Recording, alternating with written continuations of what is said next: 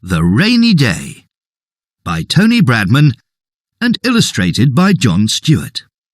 Weather words: sun, rain, storm, wind. Max pushed the button. Max likes the park in the sun when he is small and having fun. Now the day is cold, not warm. The clouds are dark. Here comes a storm. The wind is blowing hard and fast.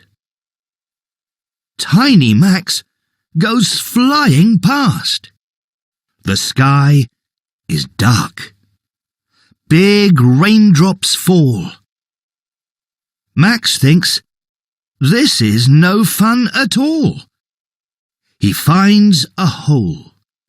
It's nice and dry. Max hides in it. The storm goes by. Rain, rain, you can stay. Max has found a place to play. Can you tell the story?